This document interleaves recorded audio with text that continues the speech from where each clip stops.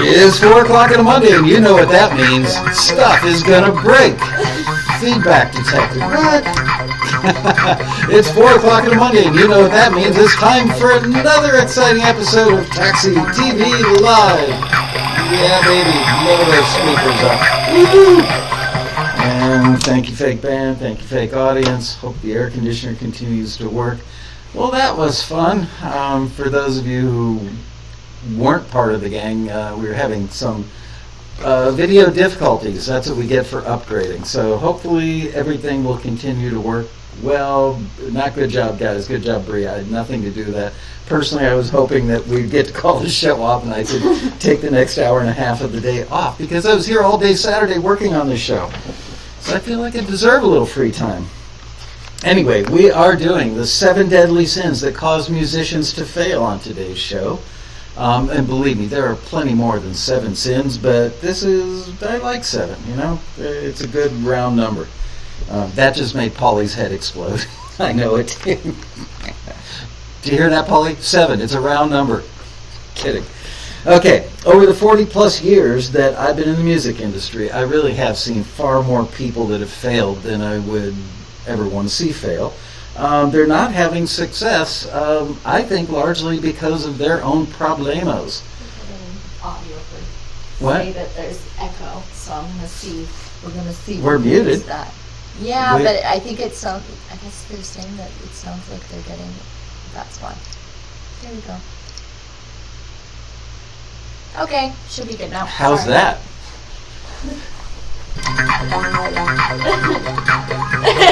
It's 4 o'clock on a Monday, and you know what that means. It's time for another exciting episode of Taxi TV Live.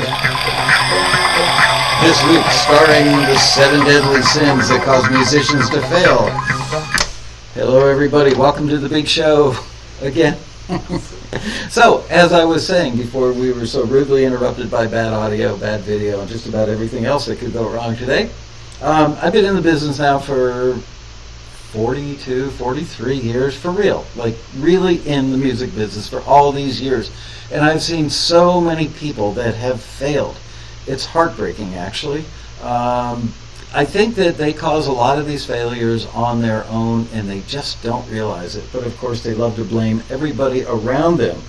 They lay it at the doorstep of the industry itself. They blame the gatekeepers. They blame everybody but their own selves.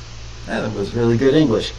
So let's get right to it because I have 10 pages and 3,500 words. I have no idea if this is going to last 42 minutes or 60 minutes or 90 minutes or 2 hours. So the first deadly sin is having the desire to be successful with your music without clearly defining what success means. If you ask musicians, here I should hold this up so I don't have to look down so far. If you ask musicians what it is they want, more often than not, they're going to say, to get my music out there. Yeah, that was a one-handed air quote. So what exactly does out there mean? Does it mean out there on a record? Does it mean out there on a TV show? Does it mean cut by another artist? Does it mean out there in a video game? Does it mean out there in a movie, in a TV commercial, or in a viral YouTube video, assuming that your audio and video are both working on this at the same time? But sadly, most musicians would just answer any of the above, or all of the above. Out there. I just want it out there. Why do they want it out there? Because people want to be recognized for their art. They want to be loved for their art. Actually, when you get right down to it, everybody just wants to be loved. I know, I want to be loved. It was breaking my heart when the audio and video weren't working before. I was thinking, how will I be loved today if I can't go live on this camera? So, we're all searching for acceptance. It's that desire for acceptance, which I, the guy without a PhD in psychology, think is the root of the vast majority of musicians wanting to be successful with their music. Acceptance. Everybody wants it. The problem with that is that there's an assumption that if everybody loves your music, fame and fortune will come with it. So, for many musicians, success is defined as the ever-elusive fame and fortune paradigm that very, very, very few musicians ever actually achieve. Conversely, several of the most successful taxi members that I know, and I'm talking about the members who are making six-figure incomes from their music, those members, those musicians, to the person, have all laid out clear goals. I know these people, I know them well, and they all lay out clear goals. Let's see, where am I? So, learning what the most fruitful types of music... so what are the goals that they've laid out for themselves? Learning what the most fruitful types of music are that they could create.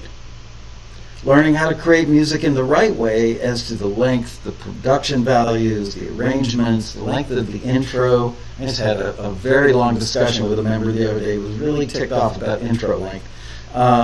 Faded or non-faded endings, those are all things that matter, especially when you're pitching, obviously, to film and TV.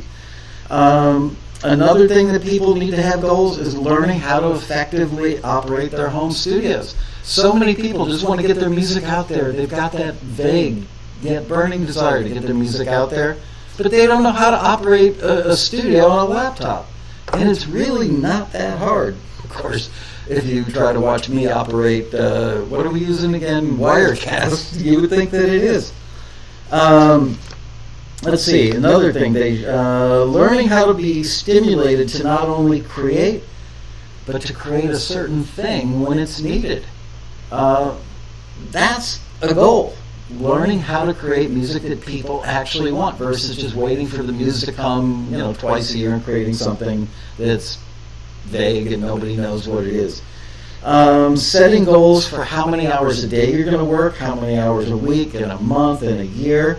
And when those hours are, get that specific. Figure out when you are going to do your music work.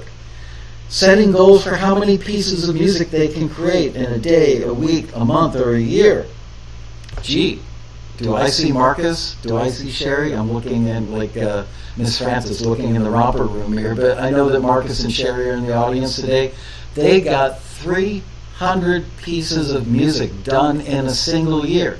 300 pieces of music. That's, what did I figure out? 0.81 pieces of music per day that they averaged finished. Not, I've got an idea for a song. I laid down part of a rhythm track. I've got everything but the vocal done. Still needs to be mixed. They got it all done, from conception to final mix, times 300 in a year. Now that is goal setting. Really, really proud of you guys for doing that. Setting goals for the amount of income you'd like to earn from your music. When you say something as vague as, I just want to get it out there, you're not going to be able to manifest anything if you can't see it, if you can't set the goal, if you don't know specifically what you want. And setting goals for the timeline during which you're going to achieve those goals. Because if you say, I just want to get my music out there, I just want to get my music heard, when? How? When? Why? All those things remain unanswered. I believe that if you don't define your goals, you will not achieve your goals. How could you? There's my lecture for the day. Bye. Would you try to be a world champion pole vaulter? Now, there's something we all aspire to. Without knowing what the world record is, how could you be a world champion if you don't know what you've got to beat? You can't. You got to know specifics. You got to set specific goals. You need to know what you're shooting for, and you need to know what you want to accomplish. So would you try to become the world's best quarterback, or at least in the NFL, I guess, without knowing about the game or developing the skill set that's needed, without knowing the stats of the current top quarterback? I wouldn't. Of course not. You got to know what it is that you're shooting at. Would you try to become a successful poker player, a successful investor, a successful screenwriter, a doctor, a marathoner, a guitar player, anything else, and feel that you could accomplish that goal without, knowing anything, just having the desire? I want to be a quarterback. I'm going to get my butt kicked, but I want to be a quarterback. You can't just state the desire and wait for it to rain the result down on you. You can't do that. Is that vague desire going to get your music out there in any way, shape, or form? No, it's not. So there you go. That's the first deadly sin. I'm going to go back and reiterate that the first deadly sin is having the desire to be successful without clearly defining what success is, okay? So just saying, I just want to get my music out there, doesn't work. The second deadly sin, this one's easy, not getting started. So many people just sit around, kind of wallowing in this vague, I just want my music to get out there, but they don't actually do anything about it. They don't start. So again, could you become a successful poker player, investor, screenwriter, doctor, marathoner, guitar player, or anything else if you don't start playing poker? If you don't start investing? If you don't start writing screenplays? If you don't start going to med school? Don't start running? Don't start playing guitar? Virtually anything that you want to accomplish in life, if you don't start, you're not going to get there. Why haven't you started? It's a dirty word. Procrastination. Why do you procrastinate? Because A, you're just plain lazy.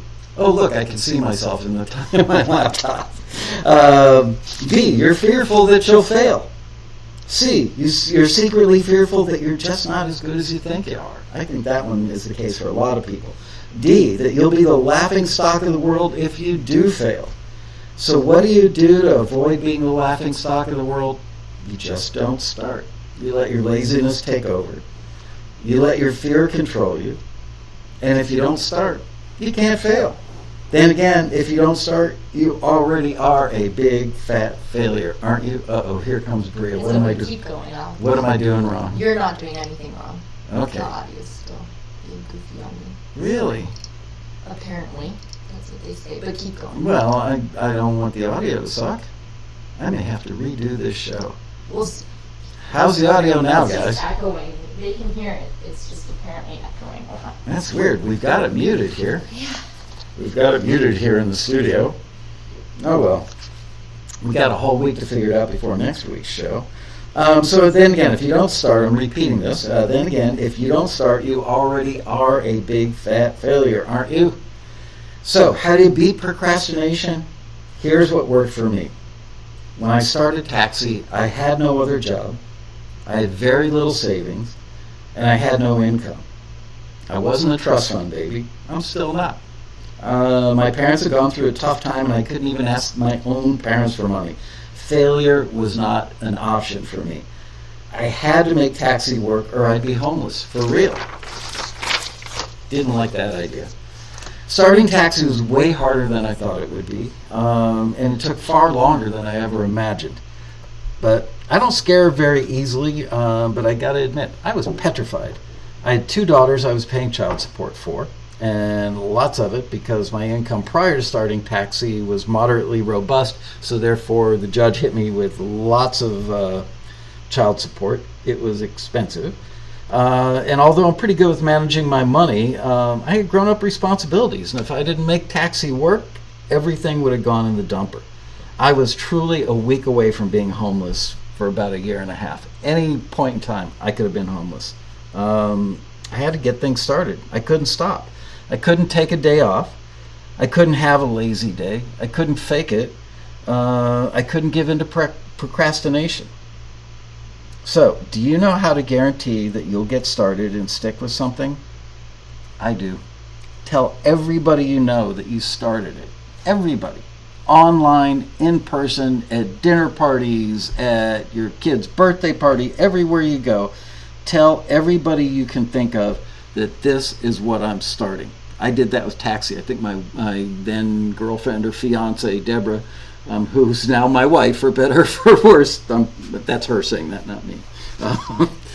I think that it embarrassed her. She's thinking, oh my God, all this guy talks about is Taxi. But I kind of felt like if I just get it out there and everybody knows this is what I'm doing, I couldn't fail because my ego is too big to let me fail in front of a bunch of people. So, what can you do? You could say, I'm going to write and record 100 pieces of music this year, and I'm going to post about each one of them as I finish them.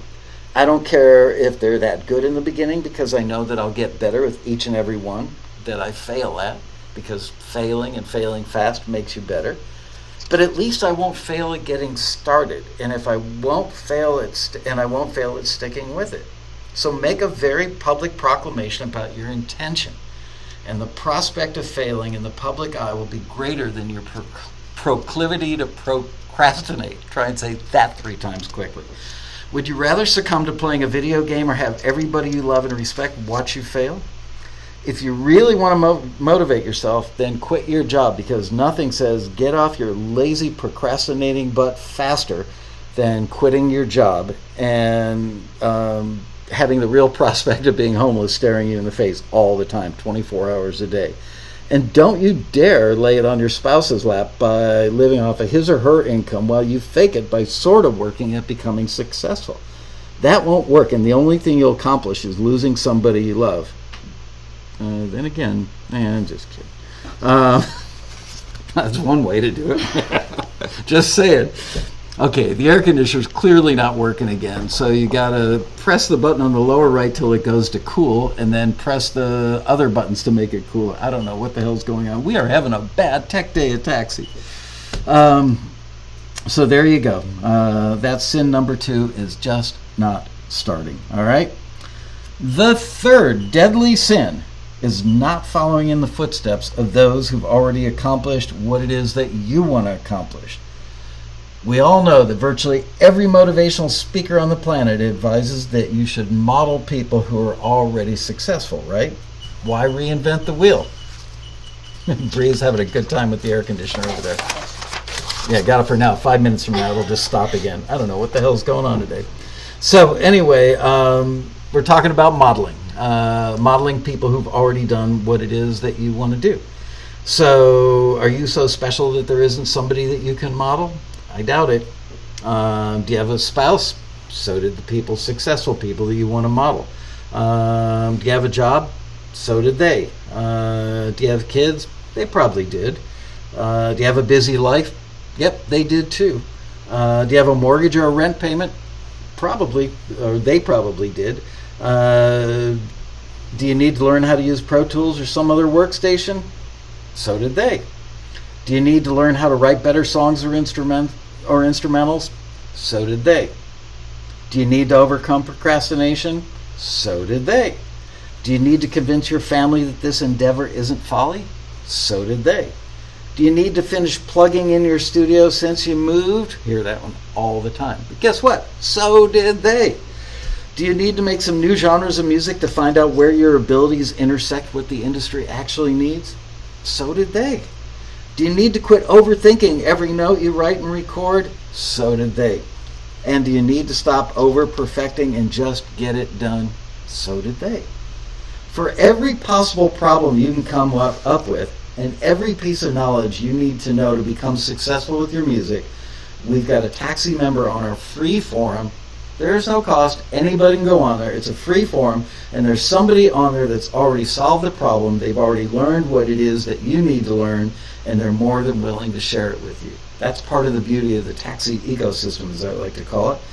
You don't have just one person whose example you can follow. You've got teams of them, groups of them, a whole village of some of the nicest, most generous people you'll ever meet. And they're available pretty much 24 hours a day, 365 days a year. So what's your excuse for not modeling now? You don't have one. All right? Fourth deadly sin. Fourth deadly sin. There you go. Not exactly the sound effect I was looking for, but we'll take it. The fourth deadly sin is thinking that the world or the universe owes you your dream. The only person who owes you anything is you. You're the only person standing between you and your success. The only person. Look in the mirror and go, why am I not successful? It's because you don't want it badly enough to make yourself do the work to be successful. All right? You can't blame anybody else, including your mother. Okay? So there, I just saved you a whole bunch of money on a shrink. If you do, you're lying to yourself, and deep down inside, you know it. But Michael, I just lost my job last year. All right, I see that as an opportunity. Now you've got 365 days a year to create new music, and you can find the silver lining in anything. So how many songs or instrumentals did you finish when you didn't have to, or when you did have to go to work every day? Now look at the opportunity that you've got when you don't have to go to work every day. How many pieces of music did you finish that you could play me right now? And this is only for non-Taxi members, because I know the Taxi members are doing it. But Michael, I've got writer's block. Did I spend my entire Saturday sitting at this very chair writing this stuff down for you? Yep. Did I have writer's block when I walked into the office on Saturday and sat down to start this? You bet your bottom I did. I made a note. I'm currently at 1,610 words typed out, so there.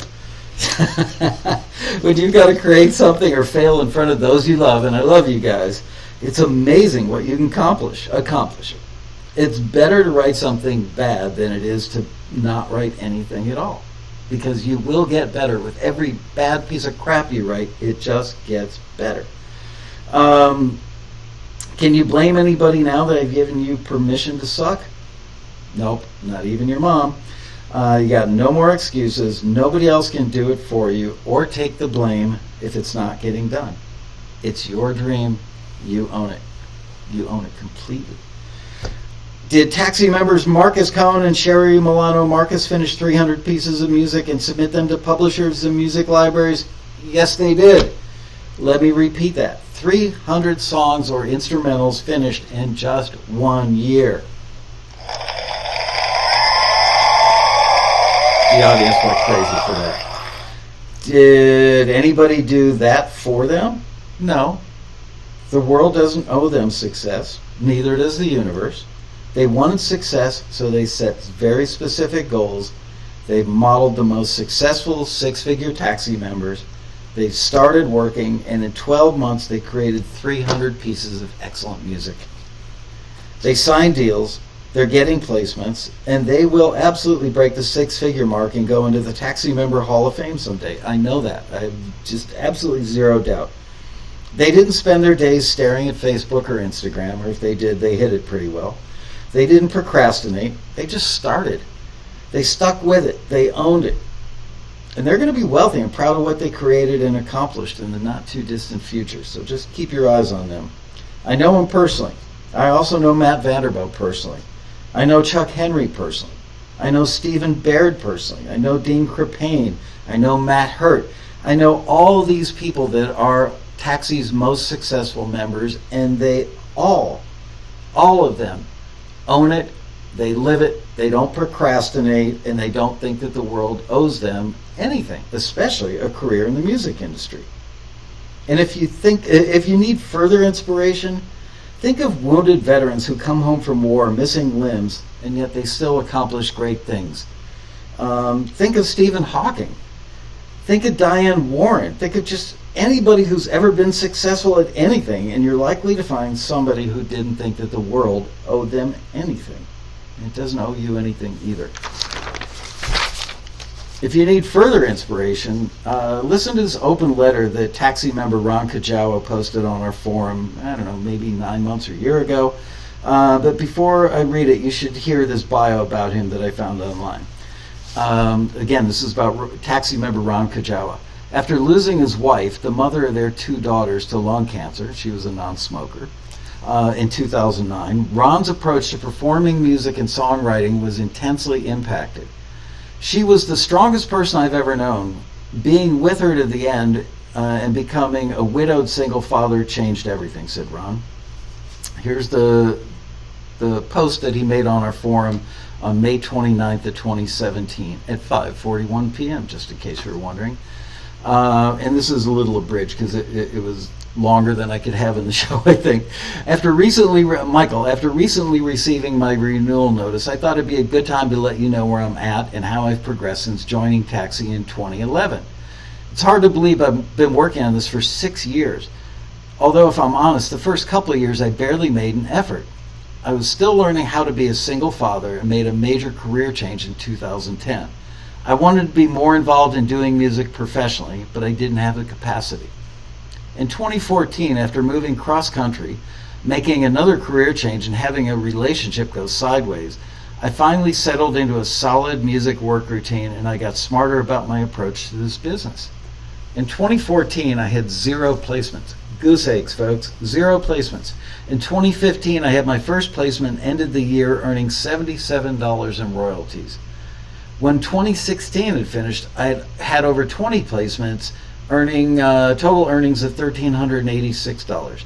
As of May 2017, I've earned about $2,400, so it's halfway, a little less than halfway through the year, and I'm still a ways off from doing this full time, but it finally feels like the goal is within reach. When I first joined Taxi, I signed up for 2 years. I decided I was in it for the long haul. Every 2 years, I don't even question whether or not I'm renewing. I just do it. Like many other members, I wish I'd started sooner.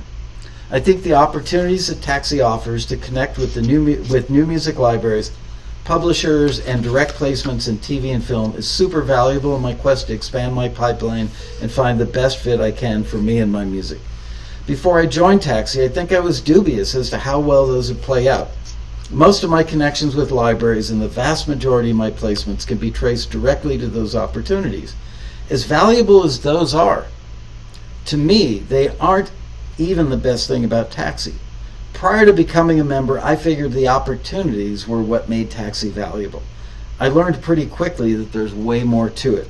The Taxi community is second to none and has been an incredible resource in learning the business, getting input on projects, and staying encouraged. I never would have guessed that before joining. I've made a ton of really good friends through the forums, the Facebook groups, and attending the Road Rally. The Road Rally has been covered by many members. He means on the forum, I'm sure.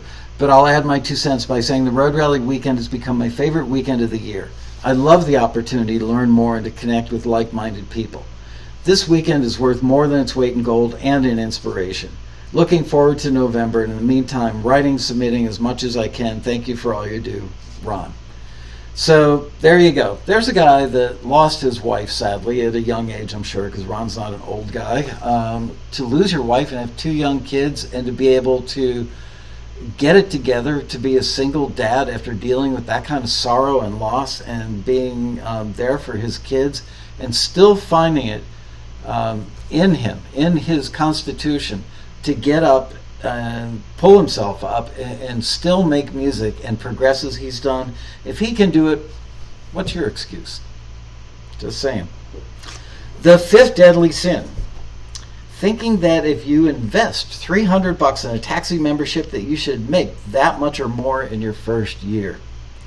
I see that comment online from time to time, and it makes me wonder if people realize that they're getting into the music business. Business with a B, folks. As many Taxi members will tell you, it's a marathon, it's not a sprint. Could you take golf lessons for a year and expect to play the tour the following year? No, we all know that, right? Diane Warren wrote and published her music like an insane person. Pitched her music like an insane person for 12 years until she finally got her first cut. 12 years. How many people could just keep doing something and getting knocked down for 12 years and just keep getting back up? And now she is arguably, I'm guessing, the most successful female songwriter in the history of the industry. Stephen Pressfield, who we all know and love, wrote manuscripts for 10 years before he ever collected his check for his work. 10 years. It took me 7 years of operating Taxi before I got back to the income level I was at when I left my job and started this company. If you think that merely investing the money, 300 measly bucks, guarantees you that you're going to make that money back and more in the first year, you really might want to think about readjusting your thinking. It's going to take some time and it's going to take some work. If by some act of God you got lucky on your first pitch and you got it signed to a music library, it could take weeks, months, or years before that piece gets picked up from the library and placed in a TV show or film. There's a good chance it'll never land anywhere. Just because it gets signed is no guarantee that it's going to end up being used somewhere or that it's ever going to earn income. But if it does get signed and it does land in a TV show, all in a miraculous 90-day window, by the time the network files the cue sheets, by the time your PRO collects the money and distributes the money and the check finally gets to you, it's likely going to be another 6 to 9 months or longer before you ever see the income. And if it's a foreign placement outside of the U.S., it could be a couple of years.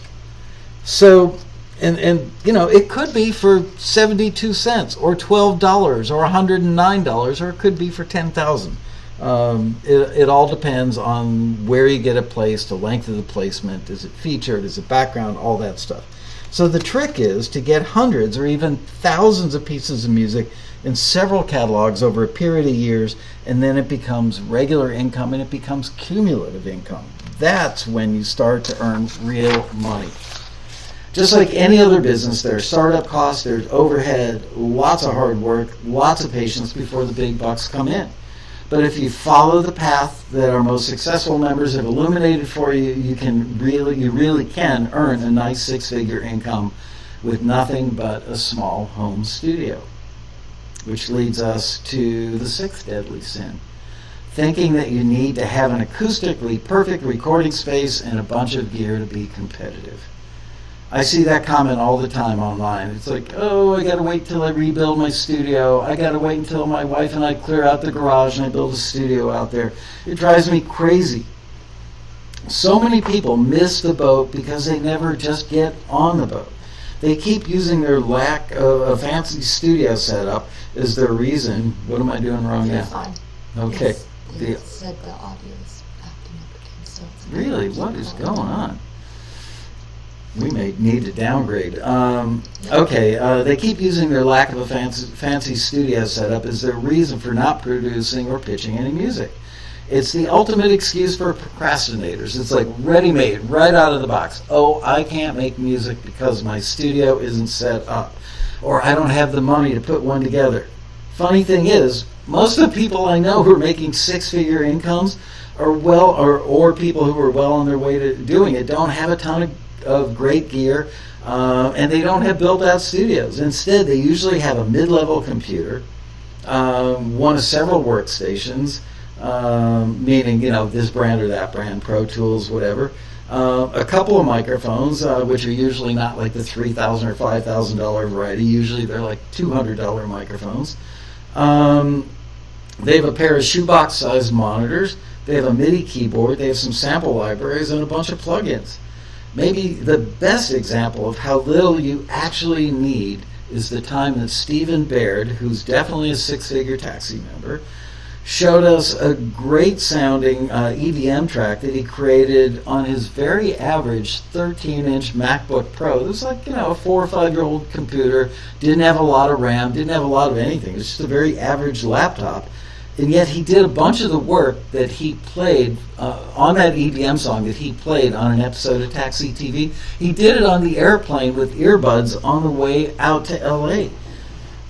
So it wasn't even done in a studio. It was done in an airplane. So as taxi members often say, it's the ear, not the gear.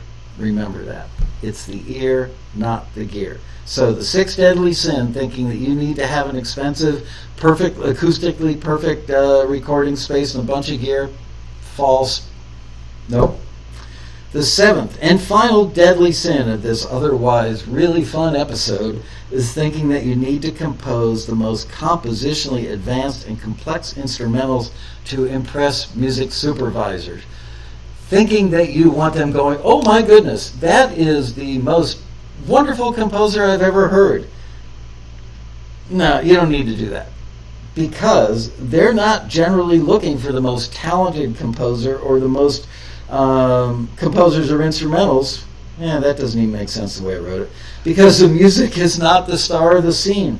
The dialogue and the emotion are the star of the scene. So the music that supports the emotion best and stays out of the way of the dialogue is the best music. That's the craft of doing instrumentals for TV and film to some extent, is knowing how to keep something simple and make it so that it stays out of the way of dialogue in most cases. Many musicians have an image in their mind's eye where they think that a music supervisor is sitting at his or her computer listening to music and thinking, wow, this is the most brilliant composition I've ever heard. And then once they hear that, the work is just going to rain down on that composer. But what the music supervisor is actually thinking is, this nails what I need to have in this scene to support the emotion. And it's easy to edit, and it's going to work in the scene. That is what makes them happy, not finding the most brilliant composition, right? So, In many cases, the best music, again, is often the simplest and the most usable. While your burning desire to show off your compositional skills may cause you to spend 3 days creating an incredibly complex grand opus, the piece that might actually work best in a scene could very well be a simple solo piano piece with a great melody that really makes the audience feel something. Great example of that is Taxi member Bob Meddy. That guy is a great piano player. He has had tremendous success with stuff that is largely solo piano work. Some of our members who are making six-figure incomes with instrumental music are often surprised at their simplest, swampiest acoustic guitar dobro piece that might ultimately is ultimately the one that makes them the most money because it gets used over and over again. And the big tour de force orchestral piece that they created that took them days or maybe even a week or two to finish is the thing that doesn't get used.